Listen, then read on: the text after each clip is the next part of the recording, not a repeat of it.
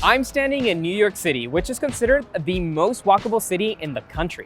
Walkable cities could be the key to a longer shelf life for us and the planet. And it's clear why.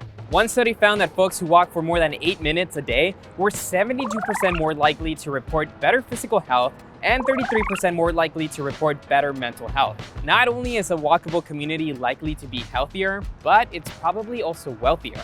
According to research, pedestrians spend 65% more at local retailers than drivers do. Now, despite a mind-boggling array of benefits like these, walkable cities are still the minority in this sprawl-heavy American landscape. So, I want to know, how can walkable cities become the norm? On this episode of One Small Step, sponsored by Pikmin Bloom, I'll be chatting with city planner Jeff Speck and engineer and city designer Vignesh Swaminathan about all the benefits walkable cities have to offer. But I'm not all talk. I'll also be tagging along with the environmental organization known as Walkers NYC to walk the walk. I'm Alejandro Alba, and this is One Small Step.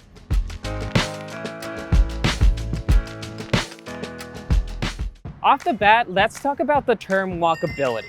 For the lack of a better word, I'll be using it throughout this episode, but in this context, it covers much more than walking. The premise is simple. However you get around, whether you walk, use a wheelchair, are pushing a child in a stroller, use a walking aid such as a walking stick or crutches, or you're just learning to walk, there should be as few hindrances to that as possible. We're talking about level sidewalks, safe crosswalks with visibility and ramps, clearly defined obstacle-free pedestrian routes, and tactile paving. Leaning into a more accessible infrastructure benefits everyone. It's no coincidence that some of the most popular cities in the world are the most walkable. Take Paris, for example. The city is slowly starting to prioritize pedestrians. In 2015, Paris held its first car-free day. Parisians got to see their city in a new way without the usual traffic and noise pollution. It was so popular that Car-Free Day has returned and expanded every year since. Paris, Venice, and New York City all have one thing in common. They were all established prior to the advent of the automobile. They were cities built for people, not cars. But now, most cities have regulations that only allow land to be utilized for a single use. Retail and commercial entities might be zoned, rendering them miles from residential areas. So for someone to navigate the city, they have to use a car.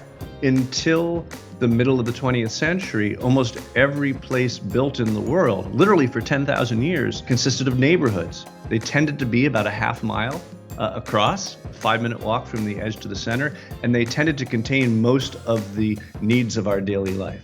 That's Jeff Speck, city planner, author, and urban designer. He's been a longtime advocate for city planning on the pedestrian scale. So he's here to walk us through all of this. No pun intended. So what happened to those small but convenient neighborhoods of the past, Jeff? That was thrown out, discarded entirely in favor of a new planning paradigm that started in the early 20th century in Europe with folks like Le Corbusier, who said actually the city of the future will separate work from home, but it will also separate commerce from home and work from commerce. And the whole idea was that we would generate economic energy by asking people to move from place to place by automobile. But unfortunately, we burdened ourselves with the economic cost of getting around in the most expensive way possible. And that's no joke. According to the AAA, it costs the average American over $9,500 annually to own a car, or 13% of the average household income. And all of this sitting behind the wheel has disastrous effects on our health. There were a whole bunch of doctors who started telling us that actually the reason why we had the first generation of Americans who were expected to live shorter lives than their parents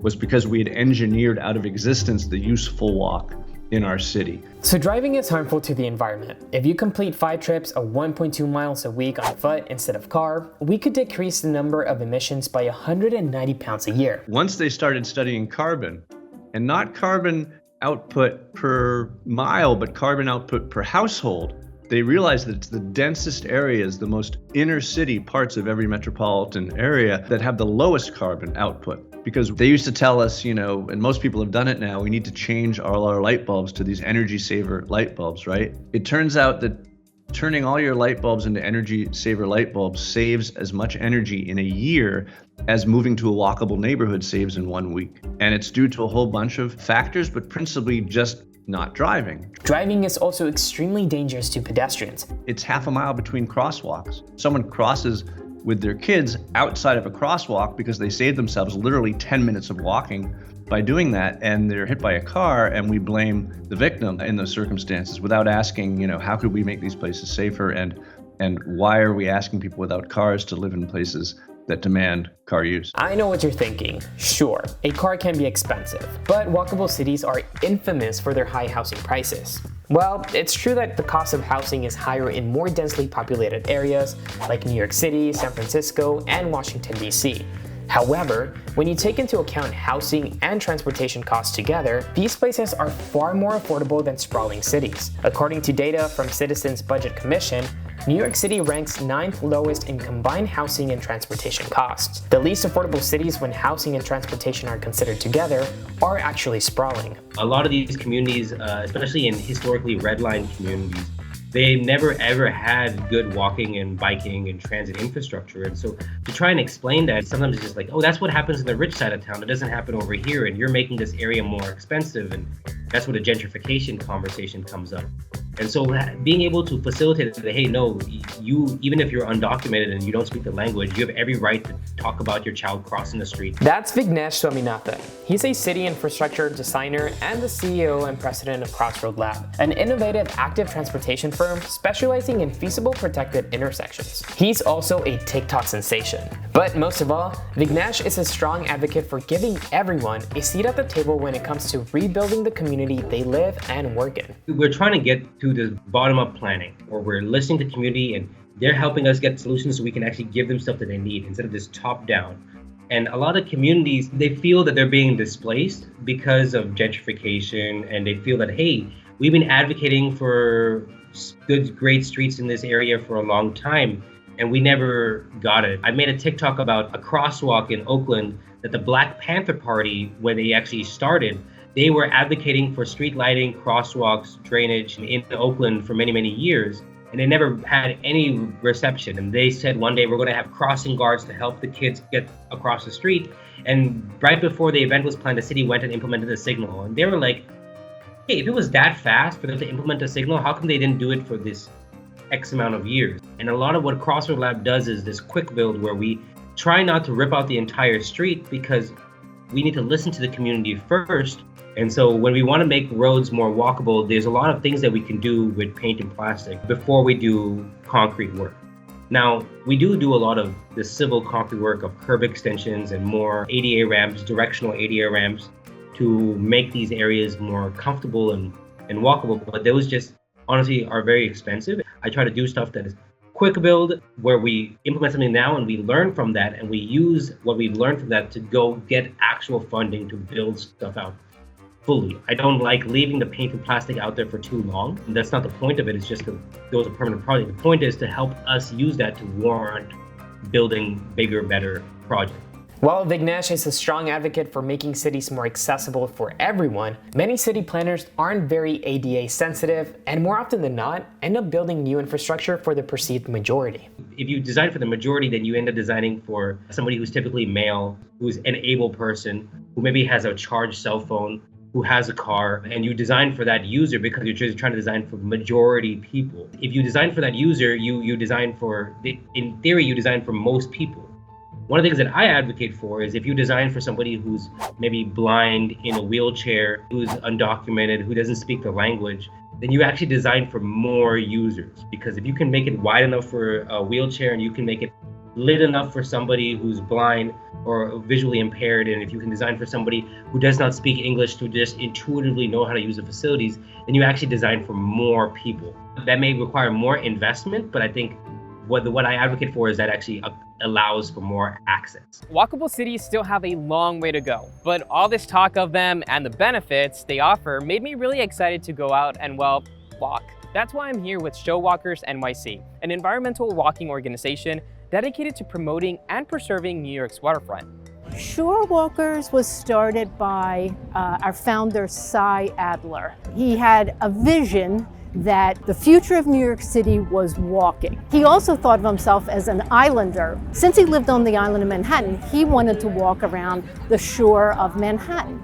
But at that time, right where we are right now, you could not walk. There were railroad yards and factories, and it was dangerous, and in some points it was illegal because you couldn't trespass. He put an ad in the Village Voice, and he asked for other people, intrepid walkers, come out and walk with me around the island of Manhattan. People came out, we got a small group, and that was the beginning of Shore Walkers back in 1982. Tell me a little bit about the walk that we did today. What is that structure like? How do you plan a walk like that? So the hike leader comes up with the idea for the walk, and it's then up to them to go out and scout the walk. That means to walk the walk 2 or 3 times, making sure there are restrooms, finding out what the mileage is. They do all that work. And then we post our walks on Meetup, and we set a max of maybe 25 per walk, and people sign up and show up on the day. Out of the things that have been built, is there one that's your favorite and that you actually find it very useful and would like to kind of see it replicated around the city? To me, this whole Hudson River Park is amazing. I mean, these were piers that were here. Each one now has been restored and they have a theme. This is a wonderful park. We're so lucky to have it. And is there something that maybe you haven't seen and that they haven't been working on that you would love to see and that you think is very necessary? I think that what happened on the Brooklyn Bridge is a really good step. We're very happy. We're happy to be able to walk on the bridge and to feel safe, and I think it's a win-win for both the bikers and the walkers. What advice you have to those people? How would you kind of feel them feel comfortable to come out and join you maybe? The beauty about urban walking is if you start out on a 6-mile walk and after about 2 or 3 miles, you've reached your limit. There's a subway or a bus very close by. You can jump on and then come out the next week and try it again. Walkable cities may be the minority for now, but today we met some of the people doing impactful work to ensure cities will have accessible and safe infrastructure for all. I want to stress that the onus is not on you though, to save the planet and usher in brand new infrastructure. Much of this is out of our control, but you can still do things to help. If it's safe to do so and convenient, maybe you can try walking when running nearby errands instead of hopping in the car. You can also organize people in your community and attend a city council meeting and speak up about infrastructure issues that are important to you. Let your voice be heard. I want to thank Pikmin Bloom for sponsoring this episode. Pikmin Bloom makes walking even more fun and encourages you to go out there and explore your city. The game transforms your neighborhood into a world of colorful flowers, where you can discover different seedlings that grow into your collection of Pikmin. Pikmin Bloom is available now. That's all for this episode. Thank you all for watching, and I'll see you next time.